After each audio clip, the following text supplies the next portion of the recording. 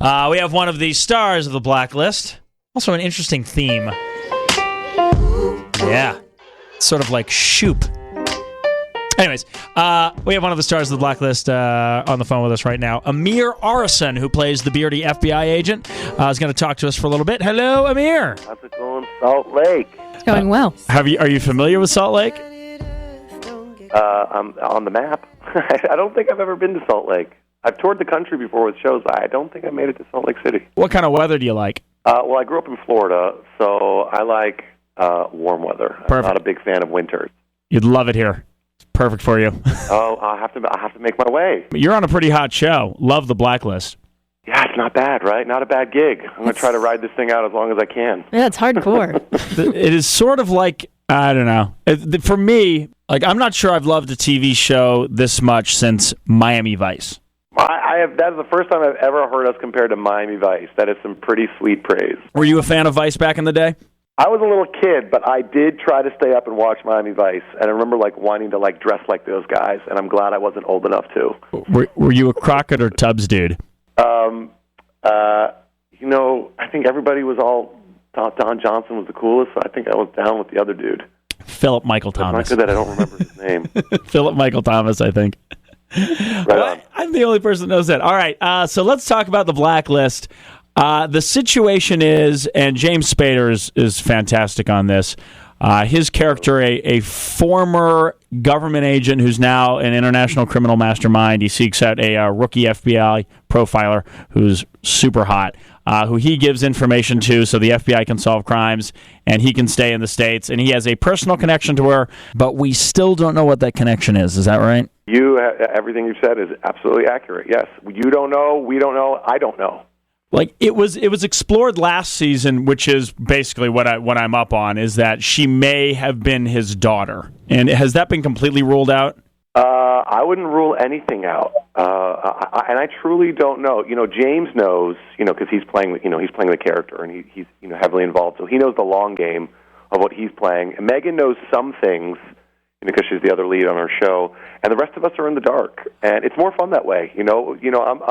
I know as much as my character knows, and it's more fun to play it than you can stay in the moment. Oh, wow, that's interesting. Yeah. So that's how... where the 4th episode is airing tonight, and we're in the middle of shooting the 7th. That's as much as I know. I'm 3 episodes ahead of you. That's all I got. So when you get the script, that's when you learn what's going on? Yes, and sometimes I'll be shooting an episode, and the next episode will come through, and I'll try to not read it, because I want to stay present with what I'm doing. Right. But before the end, sure enough, before I go to sleep that night, I can't help it. I'm starting to look it up, and it's like addictive. Like watching the show might be addictive. It's addictive to. I was like, I gotta know what happened. And sometimes my mom will be like, "You can tell me, Amir." No, you can tell me. I was like, I'm not going to tell you, Mommy, what happens on the show. But what's the relationship? You've got to tell me. I was like, watch the show, Mom. We were talking with Amir Arison, who's on the Blacklist, and you play an FBI agent. And what is your name on the show? My character's name is Aram. I'm the computer guy. Yeah. The computer specialist. And last year, now I guess when we talk about what you knew and what you didn't know, you were rumored to be the mole last year. And when did you know that you weren't going to be the mole? When I got that script. Right. Right. But were you concerned about being killed off? I was so hoping I was not the mole. You want to find out a little bit because you want to make sure you know what levels you're playing and so forth. So you got to know, you have to know a little bit more, and so, the writers will be like, well, they'll tell you, you can call them and be like, okay, so this is what's coming down the pipeline. I know to make sure I'm playing this right and serving the story well. I think there was some discussion when I first joined the show of building me up to because they knew there was a mole and having it be me, and then somewhere, counting my lucky stars, someone high up said, no, keep this guy around, and they made me, somebody framed me to be the mole. Yeah, I think that happens all the time. Just as happy when I avoided that episode getting killed. I was just as happy as an actor as Aram was as a character to avoid that near miss. I'm not going to lie, I still don't trust your character, and pretty much any of the characters. Like, any of them can turn. I've heard that. People are like, you're too nice. There must be an agenda. Yeah. And then people are like, do you think you're going to be the bad? I was like, if I'm some mastermind Kaiser Soze, please let it be revealed in season 27. please. That's such an ultimate compliment because, yes, you could have very easily been written off the show if you weren't connecting with viewers and people didn't like you. But they do. You not being killed off, there's no greater praise for an actor on that show. No, thank you so much for saying so. I don't know. I show up. I know my lines. Try to be a good person. All right. Well, I mean, now that I know that Spader is the only one that really knows what's going on, so he can play that character, I would find that incredibly irritating to be an actor on that show and him walking around with that kind of air of confidence, I think.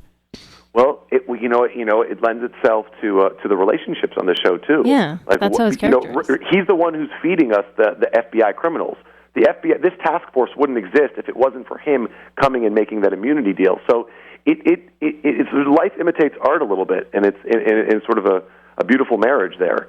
So he's the one he knows stuff, and he's feeding us as we go, which then gives us the episode-to-episode stuff to shoot. So it matches perfectly. And just when he comes on the set, it's just exciting. You're like, oh, what's he going to do? What's going to happen? Everyone's on their toes, both because this great actor just walked on set, and also Raymond Reddington. What is he going to reveal? What is he not going to reveal? What is he manipulating? Now, do you guys crack up over some of the crap that he says, like I remember when I was in Tel Aviv, 1982, and I was eating baklava with the Swedish bikini team. We're all cracking up a lot. Because the show is so serious, you have to laugh between takes and stuff. We're always cracking each other up and laughing at lines and stuff. I know when I read those scripts and I see those lines. I mean, there is next week, not this week, next week. There is some great Reddington Aram stuff that I won't give away. But some great lines that intersect Aram and Reddington. One of the favorite episodes I've ever shot in my life on any television show. Well, we love the show on NBC tonight. The Blacklist. Amir, we hope you are on the show for a long time. Oh, me and you both. Thanks, man. Thanks so much. Thanks for talking with us, man. Have a great day. My pleasure. Cheers.